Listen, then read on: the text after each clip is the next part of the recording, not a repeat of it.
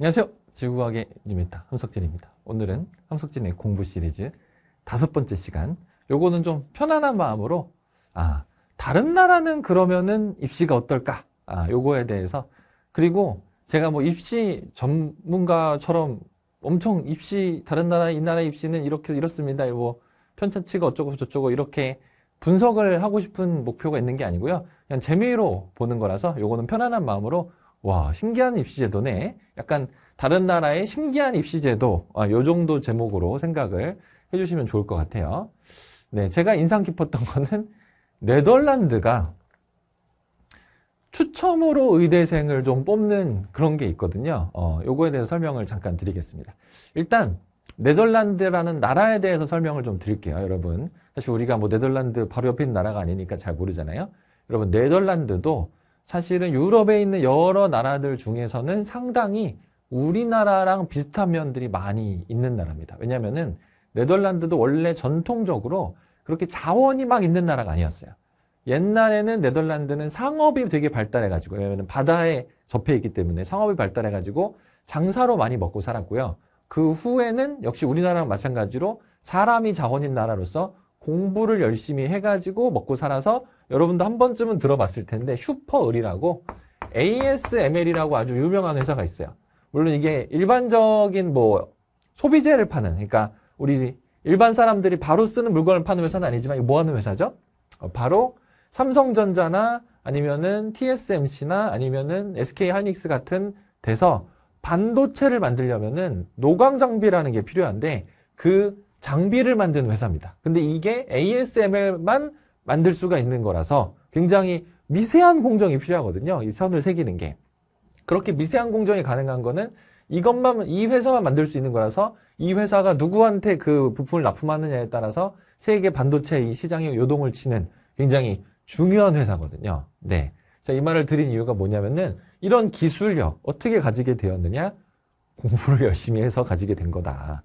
그냥 꽁으로 가지게 된 건 아니란 말입니다. 네. 그런 의미로 말씀을 드려봤고요. 그래서 네덜란드도 상당히 공부를 열심히 하는 나라예요.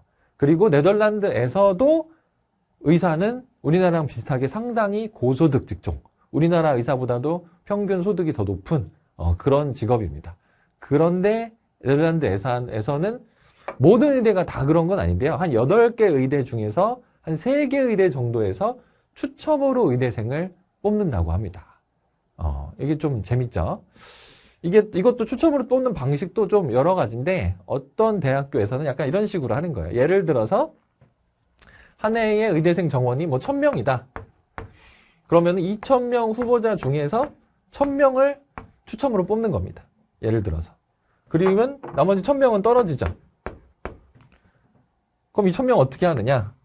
이 1000명 중에서 일부는 대학교에서 너무 공부가 빡세가지고 탈락을 합니다. 그래서 여기서 탈락한 사람도 있고, 그 다음에 그 다음에 또 1000명을 뽑을 거 아니에요? 그러면 그때 이 친구들도 똑같이 추첨을 할 수 있는 거죠. 물론 이거 또 추첨이기 때문에 심지어 거의 만점에 가까운 성적을 가지고도 무려 추첨해서 3번이나 떨어진 학생도 있다고 해요. 그래가지고 약간 네덜란드에서도 이게 사회 문제가 되기는 했다고 합니다. 왜냐면은 누가 봐도 의대생의 자격이 있는 학생이 겨우 추첨해서 운이 없어가지고 떨어지는 게 말이 되느냐?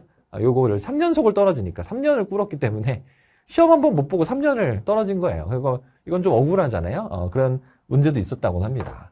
그래서 제가 이 말을 드리는 이유는 이 나라는 의대생을 이렇게 뽑는구나. 우리나라는 의대생을 이렇게 뽑는데 우리나라가 좋은지 네덜란드가 좋은지. 그러니까 우리나라도 제도를 그럼 네덜란드처럼 바꾸면 더 좋을까?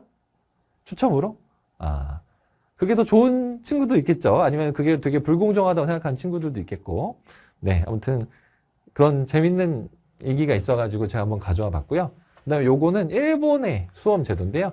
일본에는 에스컬레이터식 진학이라고 하는 신기한 제도가 있는데, 모든 대학이 그런 건 아닌데 대학 중에 일부가, 근데 명문대들이 이렇게 뽑아요. 우리나라 고려대에 해당하는 대학이 일본의 와세다 대학이고요. 그 다음에 우리나라 연세대에 해당하는 대학이 게이오 대학이라고 보통 이야기를 합니다. 그런데 이런 명문대들, 이 둘뿐만 아니라 몇몇 명문대들이 어떻게 학생들을 뽑냐면은 원래는 당연히 이렇게 매 시기마다 공부를 좀 해가지고 대학교 입학을 하는 게 정상인데, 일본도 그게 정상입니다. 보통인데, 중학교 입학을 열심히 해가지고 시험을 봐가지고 중학교를 와세다 중학교에 들어가. 그러면 그 다음에는 거의 끝난 겁니다. 초등학교 때 공부를 열심히 해서 와세다 중학교에 들어가면은 와세다 중학교 졸업생은 와세다 고등학교를 가고 와세다 고등학교 졸업생은 와세다 대학교로 그냥 에스컬레이터 탄 것처럼 슈슈슈슈 간다고 해서 에스컬레이터식 진학이다 이렇게 얘기를 하거든요. 이게 일본의 좀 특이한 제도인데요.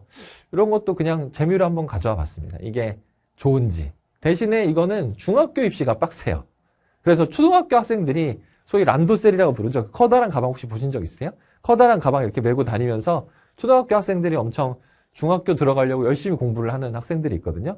물론 그때 잘 안 된다 하더라도 그 이후에 계속 수험 생활을 해도 되긴 하지만 초등학교 때 이렇게 좀 빡세게 공부를 하는 일본의 문화도 있다라는 거를 한번 소개하고 싶어가지고 가져와 봤습니다. 제가 이런 거를 소개하는 이유는 짐작하시겠지만 세상에 희한한 교육 제도가 많구나. 우리나라 교육만 우리나라 교육 너무 힘들어. 나 왜 이런 나라에 태어났을까? 라고 생각을 하시기에는 이거 뭐 다른 것도 별 볼 일 없네. 뭐 기가 막힌 교육 제도는 없네. 이렇게 좀 생각을 해보시면 어떨까 하는 생각에서 한번 가져와 봤습니다. 그러면은 저는 또 다음 시리즈로 돌아오도록 하겠습니다. 감사합니다.